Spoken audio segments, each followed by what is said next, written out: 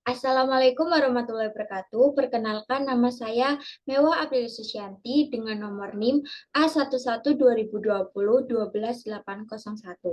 Di sini saya akan menjelaskan bagaimana cara saya mengerjakan soal UTS nomor 5. Soalnya, perhatikan uraian berikut. Jika Sinta diculik, maka Rama akan marah. Jika Sinta diculik atau Rama marah, maka Rahwana merasa senang. Saat ini, Rahwana tidak senang. Dengan demikian, dapat disimpulkan bahwa Sinta tidak diculik. Dari uraian di atas, tentukan A. Tentukan representasi premis-premis dan kesimpulan dalam logika proporsional. B. Ubah ke dalam bentuk klausa untuk pembuktian resolusi. C. Terapkan prinsip resolusi untuk membuktikan apakah kesimpulan di atas valid. Pertama-tama, kita misalkan dulu. Misalkan, P. Sinta diculik.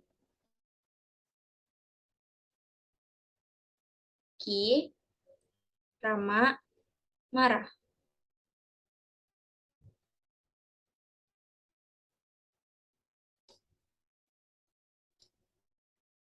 R. Rahwana merasa senang.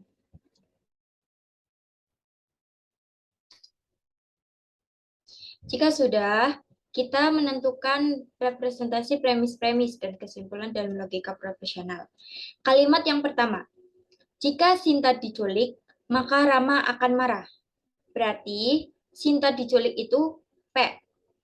P, implikasi atau maka, Rama akan marah. Q. Premis 1, P, maka Q. Kemudian kalimat yang kedua, jika Sinta diculik atau Rama marah, maka Rahwana merasa senang. Sinta diculik itu P. Or, Rama marah. Q. Maka Rahwana merasa senang. R. Maka premis 2 menjadi P or Q, maka R. Kemudian kalimat yang ketiga, Rahwana tidak senang. Karena di sini ada tidak, maka dinegasikan. Rahwana senang itu R. Jadi negasi R. Kesimpulannya, Sinta tidak diculik. Ada kata tidak di sini, berarti kita negasikan. Negasi Sinta diculik P. Maka premis 4 negasi P. Kemudian menjawab soal yang B. Ubah ke dalam bentuk klausa untuk pembuktian resolusi. Dari premis pertama dulu. Premis pertama, P maka Q. Cara mengerjakannya yaitu menggunakan 4 tahap Indo.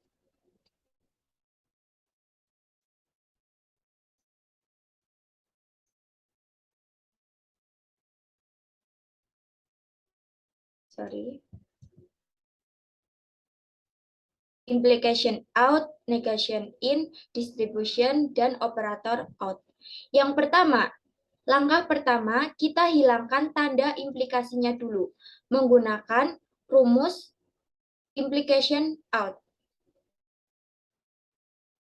Di implication out, kita menggunakan rumus yang A.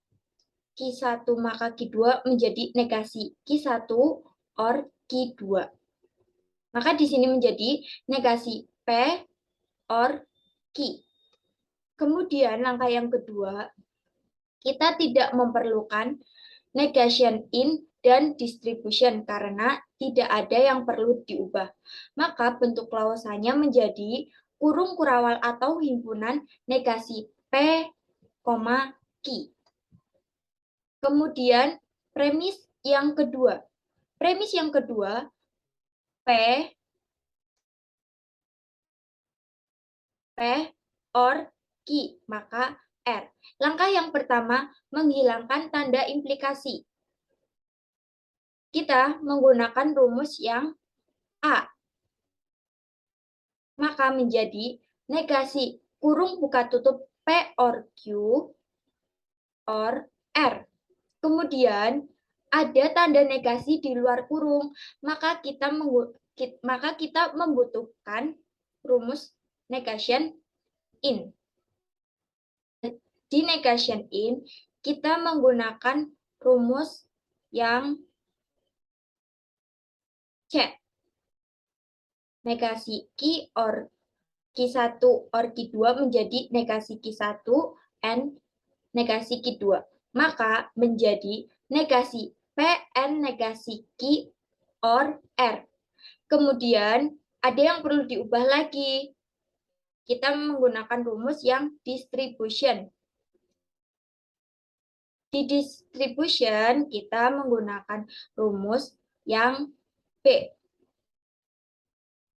Ini. Maka menjadi negasi P or R konjungsi negasi Q or R. Maka bentuk klausanya negasi kurung kurawal negasi P, R dan negasi Q, R. Kemudian premis yang ketiga. Premis yang ketiga tidak memerlukan 4 tahap karena tidak ada yang perlu diubah, maka langsung saja bentuk klausanya kurung kurawal negasi R. Premis yang keempat pun juga sama seperti premis yang ketiga, tidak memerlukan 4 tahap tadi. Jadi bentuk klausanya kurung kurawal negasi P. Untuk yang B sudah terjawab, maka dilanjutkan menjawab soal yang C. Menentukan representasi premis-premis dan kesimpulan dalam logika proporsional. Yang pertama, untuk mengerjakannya yaitu mengumpulkan semua premis dan menegasikan kesimpulan. Di kesimpulan tadi, kita mendapatkan negasi P, kemudian dinegasikan lagi, maka menjadi kurung kurawal P. Saya mengerjakannya lebih mudah menggunakan pohon penurunan, seperti yang di bawah ini. Kita kumpulkan semuanya dari premis 1, premis 2, premis 3, premis 4, dan premis 5. Kemudian diturunkan. Premis 1 dan premis 2 menghasilkan negasi P, Q, R. Kemudian diturunkan lagi negasi Q or R dan negasi P, Q, R menghasilkan negasi P, R. Q-nya hilang karena negasi Q ketemu Q. Kemudian diturunkan lagi negasi R bertemu dengan negasi P, R menghasilkan negasi P. Kemudian diturunkan lagi kurung kurawal P dengan kurung kurawal negasi P tidak menghasilkan atau himpunan kosong. Kesimpulan yang diperoleh ternyata tidak konsisten dan argumen kesimpulan Sinta tidak diculik yaitu valid. Jadi kesimpulan Sinta tidak diculik itu terbukti valid.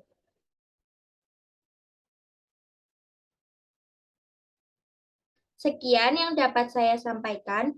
Kurang lebihnya mohon maaf. Wassalamualaikum warahmatullahi wabarakatuh.